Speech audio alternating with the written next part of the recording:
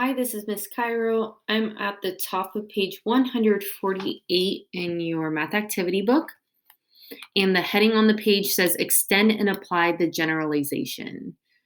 And then I'm going to read the directions underneath here, so read along with me carefully. It says zeros at the end of a decimal number do not change the value of the number. Remember this as you explore the generalization about the number of decimal places in a product. Okay, and what they keep on saying for the generalization, that means the rule that we've been following, the same number of decimal places in our factors equal the same amount of decimal places in our product. But here's another special little rule, and we're going to underline the sentence starting with zeros at the end of a decimal number. Find that in your book, and we're going to underline this whole sentence. Zeros at the end of a decimal number, nice and neat if you can, do not change the value of a number. So go ahead and have that underlined. We can even star it. Here's a really important rule when it comes to decimals, and it goes along with zeros at the end, not adding value. So I want you to think about it like this. So if you were to go into a store and you see an item for sale for $25, it could be written this way with 2 and 5 as our whole numbers. It could also be written in this way, $25 with a decimal and 2 zeros in our decimal places. And again, does this mean that the value of the item has changed? If you were to see a sign with $25 written this way and a sign with $25 written this way, is there a difference in the price? No, it has the same amount of value. These zeros that come after the decimal, it doesn't change the value. So for example, if I were to keep on adding zeros, it doesn't change the fact that it still costs $25, 2 $10 bills, and 5 $1 bills to purchase the item.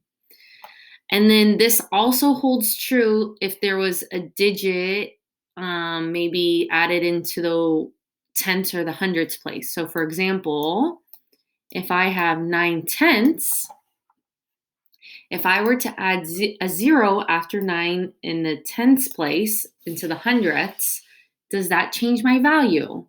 It does not. Anytime you add zeros at the end of whatever non-zero digits there are after the decimal, it doesn't change the value. So I could keep on adding 0, 0, 0, 0. It doesn't change the value. With another number, I could do 87 thousandths. Again, adding any zeros at the end doesn't change the value.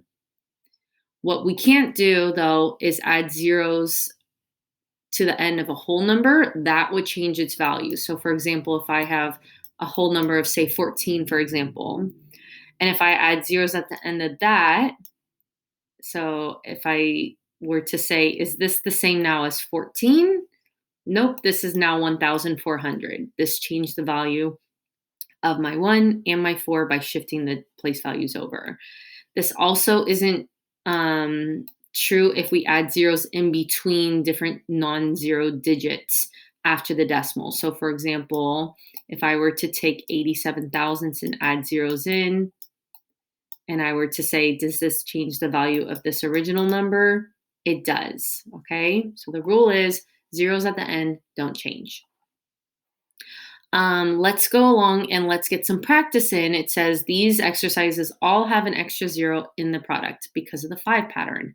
Complete each multiplication. And the goal is we're going to get them all correct, even though they'll have an extra zero in the product.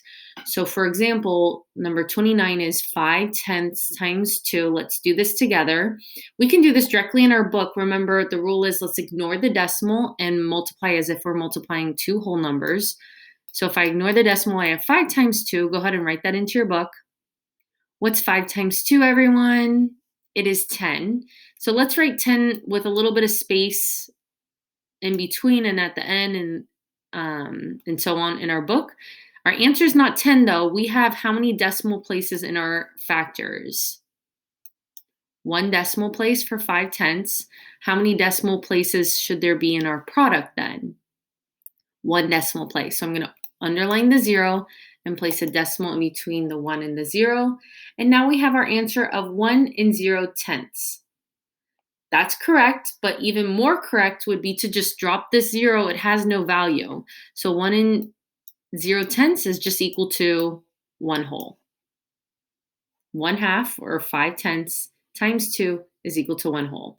That makes sense. If I had half of a candy bar and a friend of mine also had a half of a candy bar and we want to know how many candy bars do we have in total, it would be 1. Okay, let's keep going. 8 hundredths times 5 tenths. Multiply as if there's no decimals. So we have 8 times 5, which is equal to 40. How many decimal places in our factors? 1, 2, 3. 3 decimal places in our factors. How many decimal places in our product then? 3. Go ahead and add them in, and what answer do you get? 1, 2, 3 means we need to add a 0 and a decimal, and we get our answer of 40 thousandths, or we could drop this 0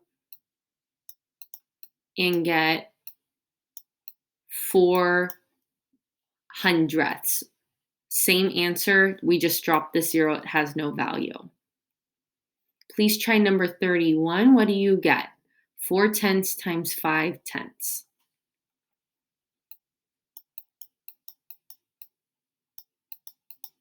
Ignoring the decimals, we get 20 as our answer. 2 decimal place values in our factors means 2 decimal place values in our product.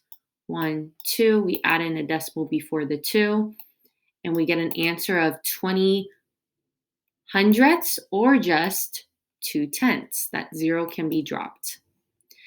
Number 32. Does the generalization about the product having the same number of decimal places as the 2 factors still work?